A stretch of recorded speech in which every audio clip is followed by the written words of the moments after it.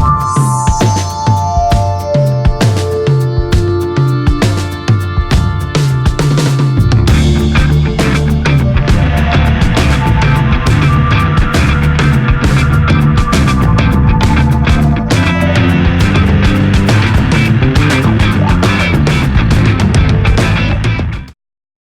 evening. Thank you so much for being here with us. This is Get on the Bus, presented by IamAVL and Salvage Station. We're really excited tonight to have with us Mile 12.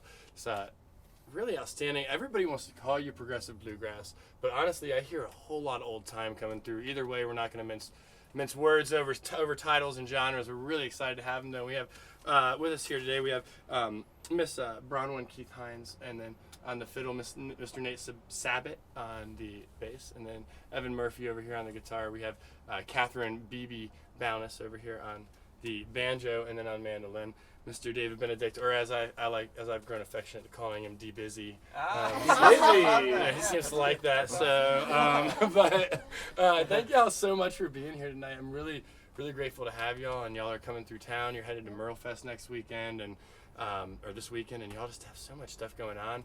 Got a new album out, but let's just one of the first things I wanted to jump into was research, and it seems like pretty much all of you is teaching your instrument to other people.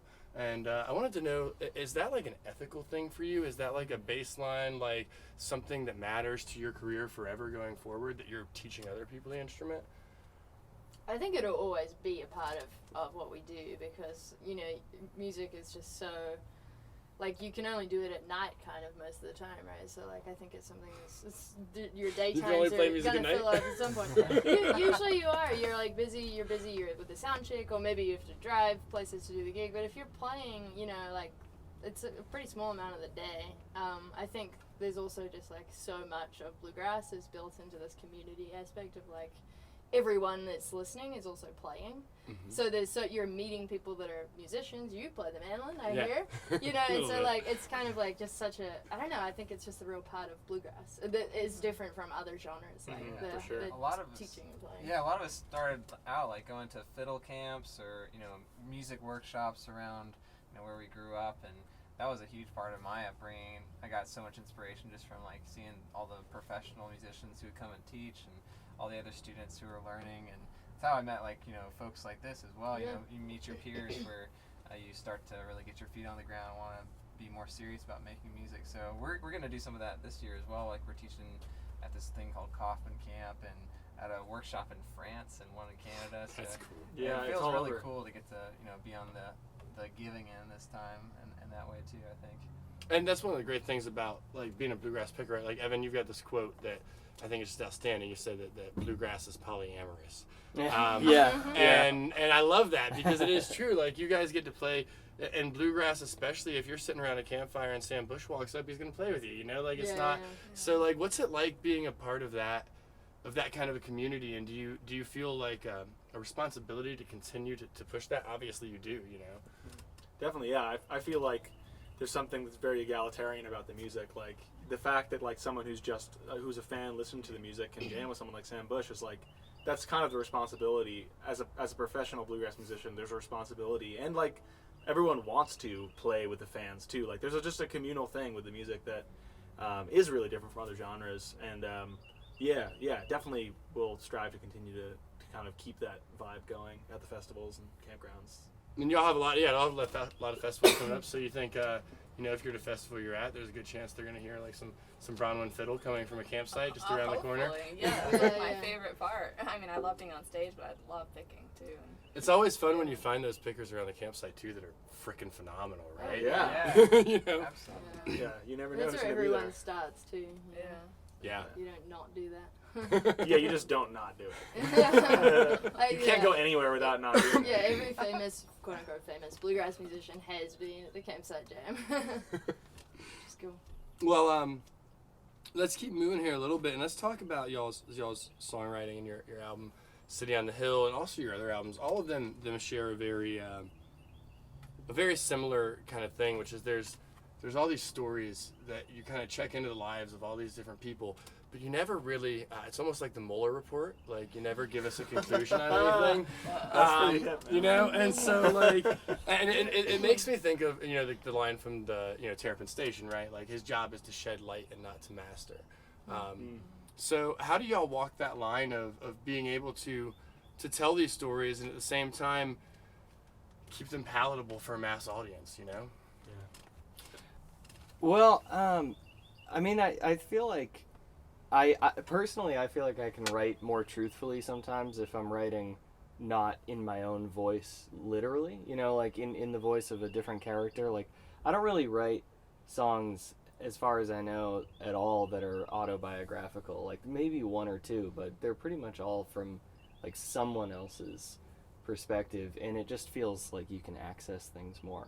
And, yeah, like, there's, you know, Nate has a song on the new album called Liberty, which is based loosely on his own family's story, but he really kind of first person narrates it from the perspective of the character. And yeah, I've got a song on there called Jericho, where I'm like speaking in the voice of a soldier, and it's like, it's not my story, but it's still my voice, I guess, in the song. You know, it just, if it feels honest, then like go with it, you know. Yeah. And speaking of Jericho, and even the title, right, City on a Hill, I'm as an author, I'm very attuned to imagery and to allegory and to reaching out to other stories. And it does seem like y'all carry a lot of other stories, but a lot of the stories that are forefront are, in some ways, like the Jericho is definitely a reference to biblical, right? City on the Hill is very biblical, and I guess it's something that I've thought about as an author too, because I have a very background in that, and I tend to reach out to those. But do you feel that in some ways maybe the significance of those call-outs are losing ground in a world where people are so overshadowed and they're not learning the same stories that we learned growing up? Or do you think that those will always continue to kind of reach out and touch people? Well, I feel like there's certain archetypes that will never go out of style, you know?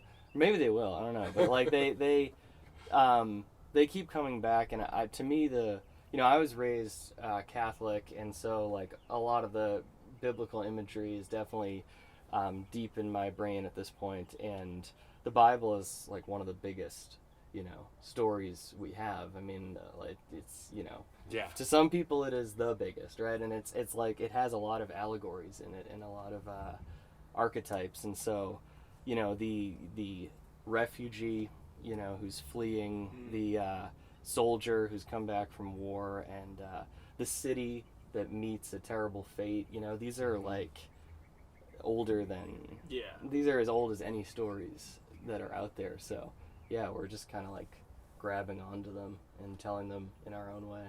Yeah, which I love. I'm a Grateful Dead fan, so I love people retelling stories. And full disclosure, I have a novel, and the main character's name is Saul Tarsus, and in the first chapter he's driving past Damascus, Virginia. So, you know, full exposure here. So, but let's talk about a couple of these songs specifically. The ones that really jumped out to me, Innocent, Never Innocent, or Innocent. I forget Innocent Again, yeah. Innocent Again. Yeah. That one really jumped out to me, and especially in a world where, you know, we've learned that the laws that we have, especially when it comes to marijuana, to things like that, these are significantly impacting certain races of people. They're not impacting everybody the same. And obviously, it's something that y'all touch on there. The idea that once you're arrested, once you're convicted of something, that never goes away. How do y'all feel like as a society? Obviously, you asked the question. Do you have any kind of ideas as a society how we can go about fixing that? I mean, yeah, I definitely think that like reform of all those systems is really important. I mean, there's a lot of ways, I think, to approach it in a much more humane and kind way, you know, through therapy, through work in that regard. You know, there's a lot of countries around the world who have been doing better work than we have in that front. Yeah. And yeah, it's really sad to see where we're at. And yeah, the idea that like what we have right now is criminal justice is not true. So yeah, I think there's a lot of different, and a lot of people are doing a lot of really good work to advance that. So we're just kind of trying to shed some light on that, you know, through our music. Yeah. On a lighter topic, you have a black belt in Taekwondo. Is that correct? Is that correct? So do you get to practice when you're on the road, or are you kind of like... Sometimes I'll just do a little kick every now and then, or She'll sometimes pretend to add kick somebody. me. Do you ever incorporate any kicks into your show? I think I think that'd be That'd be pretty pretty amazing. cool, I'm gonna yeah. be there tonight. I'd love it if I should got a probably kick or do some two. kicks, Oh. Yeah, that'd be Might pretty. split my pants or something. Yeah.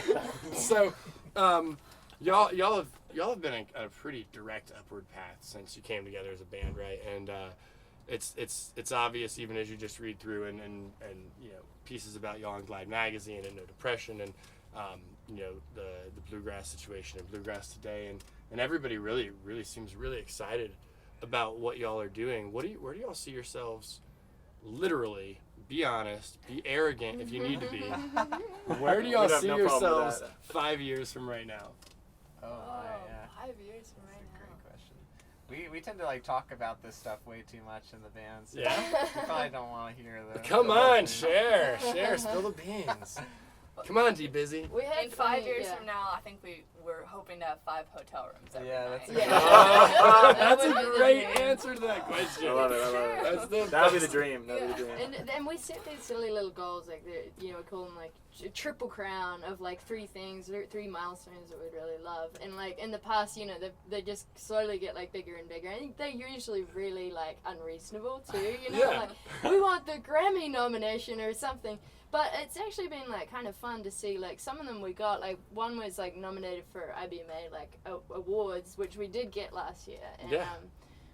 what was the other one? Like the Podunk Band Contest, maybe. Oh, yeah, back or in the they're day, like smaller, like Fox. achievable goals that Mhm. are just fun for us Yeah. to kind of keep an eye on. Like some certain festivals that we love and we'd love to like play at one day. And sometimes, you standing on the Grey Fox stage, and you're like, wow, this is a festival that we've all been at for so many times, like picking in the campground. And we'd always been like, imagine if we could play on that stage. And then you get to go and play at the festival. So things like that are really cool. And just, I guess, just continuing that trend of like being able to play things that we've wanted to do for a while, like Millfest tomorrow. Millfest Yeah. tomorrow. Yeah. Been on And the it's list. pretty clear y'all Yeah. are like, so if y'all are talking about it, are you guys doing like group visualization exercises? Or just, like, We should.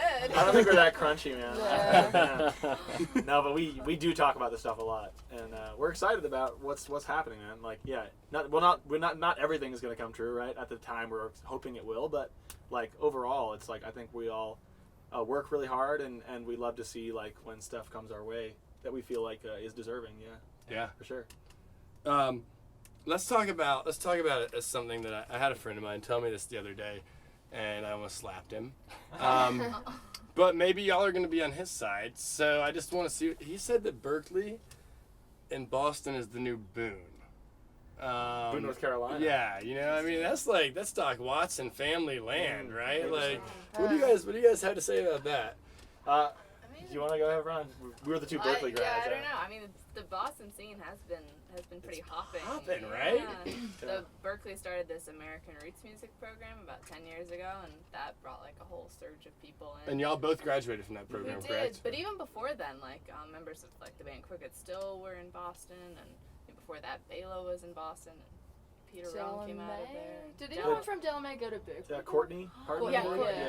did, Yeah. I mean, Taylor you got Never even in John. town, you got like Town Mountain's got Right. Bobby Britt. Bobby. Just played with him Bobby's, like last like, week, super, man. like- He's just around. Yeah, so like Yeah. there's definitely Inspiring like you see a place. lot of Berkeley coming out right now. Yeah. How's it feel to be? I mean, y'all like y'all and you were accepted when you were 16. Is that correct? Yeah. You I was, started like, a Berkeley when little- you were 16. I think I just turned 17 when I finally went. I ridiculous. was a little precocious homeschooler. That to But go. but how does it feel to be like kind of on the front end of that? Like the whole kind of ground zero for bluegrass is shifting to the Northeast, and y'all are kind of on the front end of that. How's it feel to be a part of that? Yeah, it's great. I mean, I think one thing that's really, that in a way it doesn't make it the new Boone, is this fact that it's tied to like the music education, the academia Mm-hmm. of the Northeast, Mhm. like, which is really interesting. Like, it makes it kind of something different, in the sense that like, none of us grew up like the Watsons grew up on farms or like in that life, but we did grow up.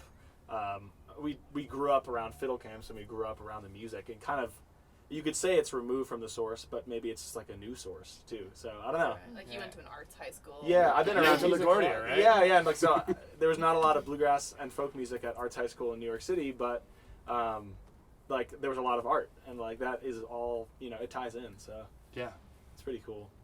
Just a couple more questions. One is because I'm kind of a nerd about like bass amplification. Oh, 'Cause sick. my buddy's a badass bassist, and he's Okay. also with IamAVL. Oh, nice. So yeah. what are you using to amplify this thing when you're playing? Yeah, so I just got a Tonehammer 500 head. Yeah, this is Like getting the dorky. nerdiest name. I got a Tonehammer 500. No, seriously, thank you to IamAVL for watching. Yeah. It's pretty awesome. It's an awesome piece of gear, and a SL112 cab. It's like some of the lightest bass gear I've ever That's held awesome. in my hands, Yeah. and it's like as loud as I could probably drown out the rest of my bandmates by tenfold with the gear. So I'm really happy to have it. I mean, isn't that every bassist's dream, right? To Right, drown right. out the If rest I could of their just drown out the bandmates. rest of my band. That's part of his Triple Crown. I have my own personal. Yeah. Yeah. Speaking of Triple Crown, and I do want to bring us back to this because we talked about it a little earlier, and I feel like we need to do this survey. I feel like it's important. We had a little discussion earlier about La Croix or LaCroix, and I want to know where everybody comes down on this. So, where do you come down, La Croix or LaCroix? LaCroix. LaCroix? LaCroix. LaCroix? I always say La Croix. LaCroix? Really? Yeah. Like Crikes. Oh, that's the New Zealand- winner. The New Zealand tick is coming. The out. Crocodile Dundee. LaCroix, yeah. LaCroix, but you go back and forth. So You are said you right. back You'll and go forth, back and yeah. forth. Does it depend like Today it's LaCroix. if you're with fancy people, LaCroix. you say LaCroix, and LaCroix. if you're with less fancy people, you say LaCroix. I don't ever hang out with fancy people. Says Even though the we look guy like in the that, we really look nice like that. jacket. I know, right? This Like, is all put up. I don't even know Don't what to tell worry. you guys right You now. should have seen us 3 hours ago with that. You're We were like, just "We like dress dying. nice." 4-hour drive. Just like. Well, I want to say thank you so much. We're really excited to have everybody on here tonight. Once again, this is Get on the Bus presented by IamAVL and Salvage Station, and this is mile 12 out of Boston. We have, once again, Miss, sorry, I'm terrible at this, Cool. Bronwyn Keith Hines and Nate Sabat, Evan Murphy, and Miss Catherine B.B. Bowness. And D Busy, my boy David Benedict's right here. So they're gonna give us a song real quick before we say Yeah. goodbye. Thank you guys so much. But yeah, we're gonna talk one more time real quick when they're done. But yeah, let's check this out. Yeah. This is mile 12 on Get on the Bus.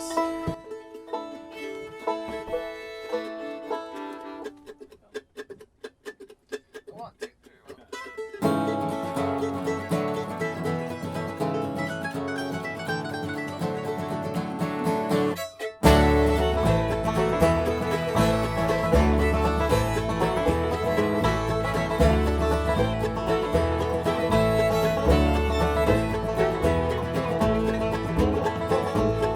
Well, I took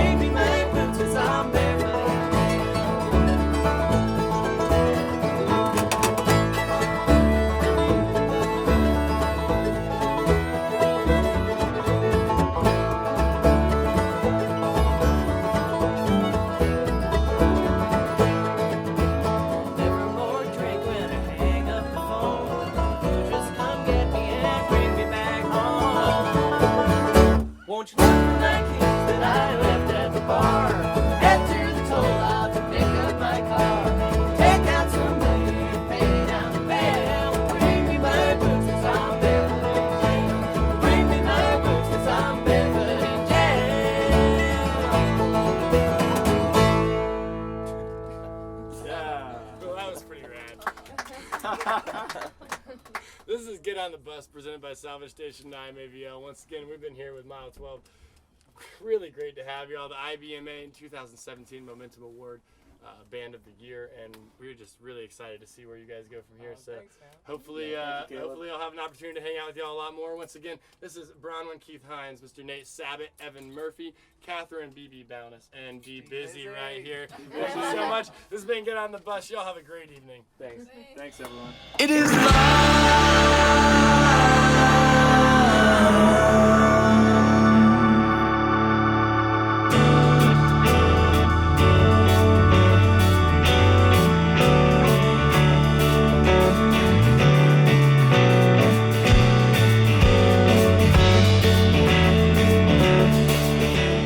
Crystalline entrance, men of weight, feeling heavy makes me wanna get larger.